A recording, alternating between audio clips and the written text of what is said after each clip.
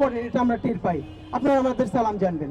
তো একটা ব্যাপার হলো যে আমরা এই যে আমাদেরকে সবাই বলে তোমাকে টিভিতে দেখেছি, টক শোতে দেখেছি, এই কথাটা আবার ভাঙতে চাই। প্রায় 3.5 লক্ষ ভোটার আমাদের ঢাকা 8-এ 3 মাস ধরে ফজর থেকে শুরু করে রাত 10টা পর্যন্ত বিভিন্ন অলিতে গলিতে যাচ্ছি। আপনারা জানেন সেদিনকেও বলেছি যে সেদিনকে ইস্টার্ন প্লাসে হাঁটছিলাম, মানে একটা দোকানেও আমরা অন্য কাউকে পাঠাই না, নিজেরা যাওয়ার চেষ্টা করি। তো হাঁটতে হাঁটতে পা ফুলে গেছে, পরে জুতো খুলে জাবের হাতে জুতো নিচ্ছে, তারপরেও হাঁটছিলাম।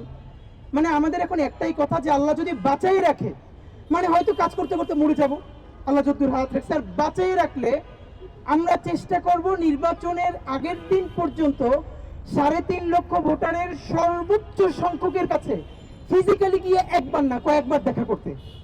আর যেন নির্বাচনের দিন শুনতে না হয় যে তোমার টিভিতে দেখছি, এইবার সরাসরি দেখলাম। এই যে গত 2 মাস ধরে যারা সরাসরি দেখছে তারা তো আর বলবে না তোমার টিভিতে দেখছি। আমরা চাই টিভির পর্দা থেকে এবং আমরা তাদের সামনে চোখের পর্দায় আসতে চাই। এই জন্য আমরা মিডিয়ার বন্ধুরা আপনাদেরকে সাথে নিতে পারি না, আপনারা প্লিজ কষ্ট পাবেন না, আপনারা আমাদের জন্য দোয়া করবেন, ভালোবাসা জারি রাখবেন।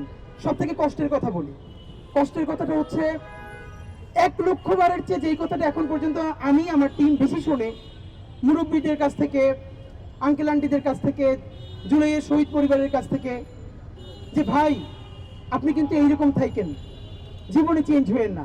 মুরব্বীরা মাথায় হাত রেখে বলে হাতে তুমি একটু বদলাবে না, তুমি এইরকম থাইকো।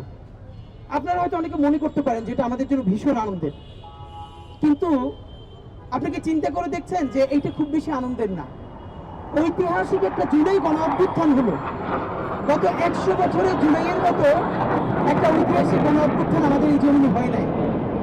আমাদের প্রত্যাশা ছিল এই ঐতিহাসিক গণ অভ্যুত্থানটা যে তরুণদের হাত ধরে হয়েছে, কমপক্ষে 100 তরুণ এদেশে এরকম জায়গায় দাঁড়িয়ে যাবে, বাংলাদেশের 20 কোটি মানুষ চক্ষু বন্ধ করে যেন বলতে পারে যে দেশ উল্টে যেতে পারে, কিয়ামত হয়ে যেতে পারে। এই 100টা ছেলে মেয়ে জীবনে কোনোদিন দেশপ্রেমের প্রশ্নে, স্বাধীনতা সার্বভৌমত্বের প্রশ্নে, ইনসাফ এবং সততার প্রশ্নে কারোর সাথে আপোষ করবে না। ওদের জান যাবে, কোনোদিন জুলাই বিক্রি করবে না। ওরা ওদের শত্রুর সাথেও কোনোদিন জুলুম করবে না।